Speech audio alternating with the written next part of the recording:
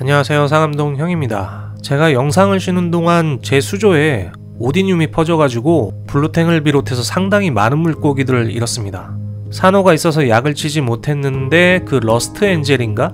그놈을 한번 넣었더니 순식간에 오디늄을 퍼뜨리고 다른 물고기들 다 죽고 그놈도 죽고, 뭐 검역을 못한 제 잘못이기도 했죠 뭐. 또 그렇다고 산호는 무사했을까요? 디노가 와서 한 2-3개월 동안 없어지질 않더라고요. 그래서 결국 대부분의 산호를 잃게 되었습니다. 대부분 이런 이유 때문에 해수호를 접는 분들이 상당히 계시죠. 저 또한 물태기가 오기도 했습니다.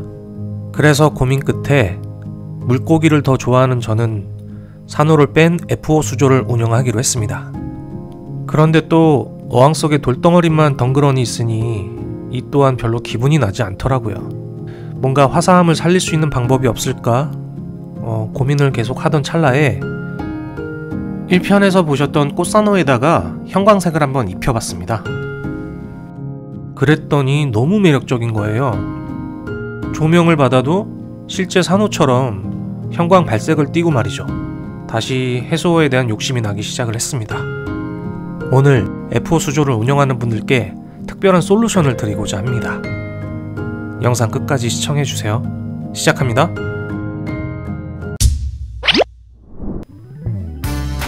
네, 여기 두 개의 브레인 산호가 보이시죠? 하나를 본 수조에 넣어보도록 하겠습니다. 오늘 제가 알려드릴 솔루션은 바로 지금 보시는 산호인데요. 네, 브레인 산호를 직접 만들어 보는 거죠. 자, 우선 재료 소개부터 해볼게요. 지금 보시는 재료는 슈퍼 스컬피 베이지 컬러로 준비했습니다. 스컬피는 피규어나 모형 등을 만드는 데 사용되는데 정교한 작업이 가능한 재료이기 때문에 산호를 만드는 데 사용해봤습니다. 다음은 아크릴 물감인데요. 산호의 발광을 나타내기 위해서 형광 아크릴 물감을 준비했습니다. 두 개의 산호를 만들기 위해서 스컬피 2덩어리 정도를 잘라냈어요. 자신이 원하는 브레인 산호의 크기를 가늠해서 적당량을 잘라냅니다. 그리고 뭉쳐있던 스컬피를 눌러주면서 조금씩 펴주도록 할게요. 네, 브레인 산호를 만들기 위해서는 초반에 모양을 잡는 것이 중요한데요. 끝부분을 조금씩 펴주고 밖으로 말아내면서 모양을 잡아볼게요. 이렇게 밖으로 말다 보면 조금씩 도넛 모양이 나오기 시작할 거예요. 브레인은 가운데 부분이 좀 들어가 있기 때문에 가운데를 살짝 눌러주면서 테두리를 만들어주는 것이 중요합니다.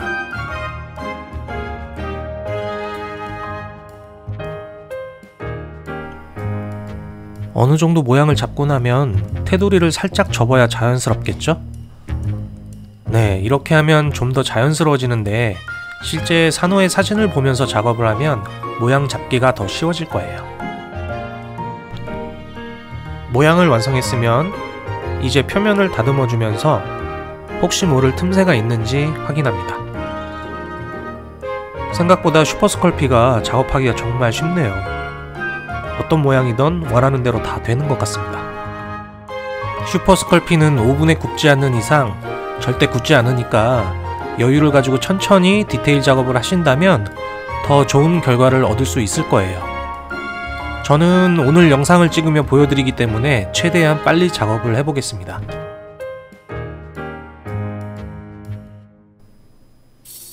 이제부터는 산호의 주름을 만들 건데요.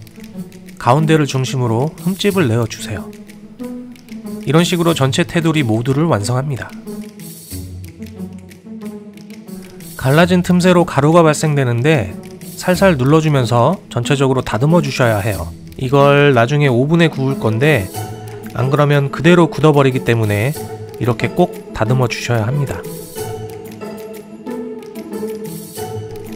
이제 산호의 입을 만들 건데요. 가운데 부분을 그냥 갈라주기만 하면 돼요. 그리고 뒷면을 살짝 눌러서 산호 입 부분에 볼륨을 줘볼게요.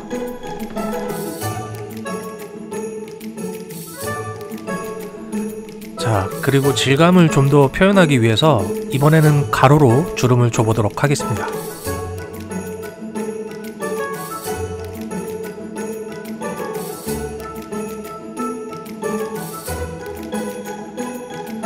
자, 드디어 완성했습니다. 어때요? 브레인의 모습이 보이나요?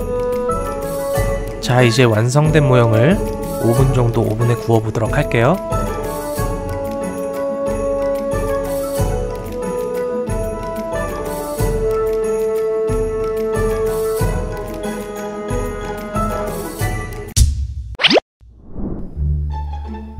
나 진짜 아니 글쎄 산호가 다 타가지고 사무실에 연기나고 냄새나고 아우 난리도 아니었네요.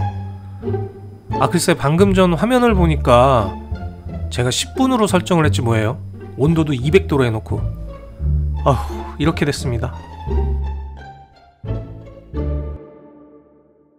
어쩔 수 없이 산호 하나를 더 만들게 되었고요. 이번에는 3분으로 설정하고 온도는 150도로 맞추었습니다.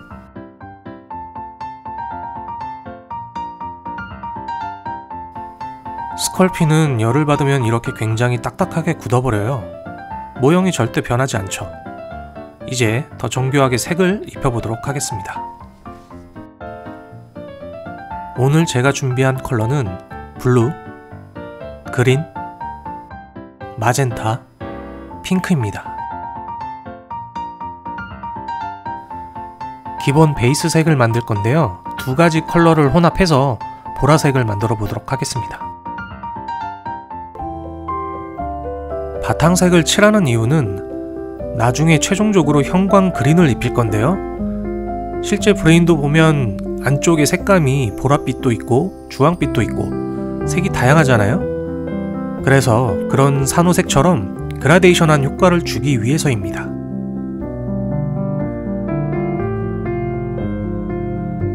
기본 베이스 칠 작업이 끝나면 빠른 작업을 위해서 한 번 더 오븐에 넣고 경화시켜 볼게요. 네, 기본 베이스 색이 잘 경화가 되었습니다. 이제 포인트로 군데군데 핑크를 넣어줄 건데요.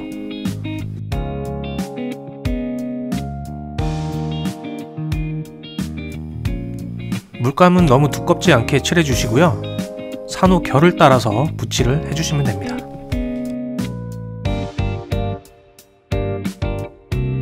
조금씩 그라데이션한 효과가 나오고 있죠? 자, 다른 색을 입히기 위해서 또 한번 경화를 시키겠습니다. 네, 두 가지 색이 잘 건조된 것 같습니다.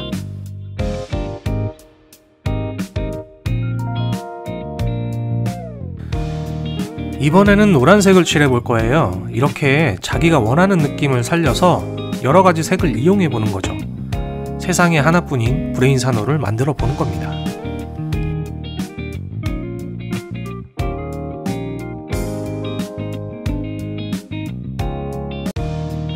오늘은 형광한 그린색의 브레인을 만들 거기 때문에 마지막 색을 입혀볼게요. 봄바탕의 색을 너무 두껍게 칠하면 다소 좀 촌스럽게 느껴질 수가 있어요. 다른 색들과 어울릴 수 있게 얇게 펴서 칠할 수 있도록 합니다.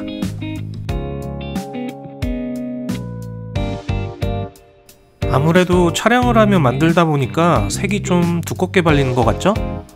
자, 여러분들은 시간을 충분히 가지고 천천히 만들어 보세요.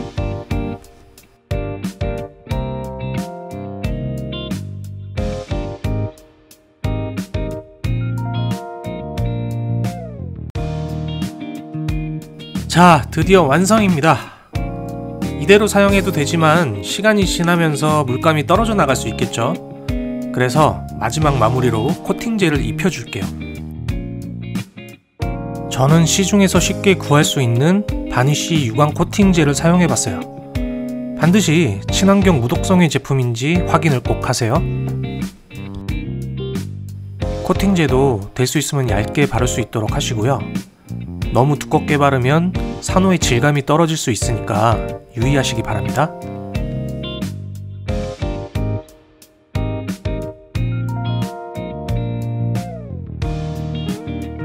자, 이제 최종적으로 물에 담궈보고 변화가 있는지 테스트 해볼 겁니다.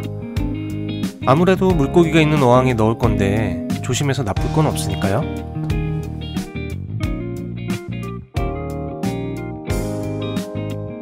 지금껏 아까 태워 먹은 건데요. 까맣게 된 부분을 밝은 톤의 색을 칠해서 또 하나의 작품을 완성했습니다.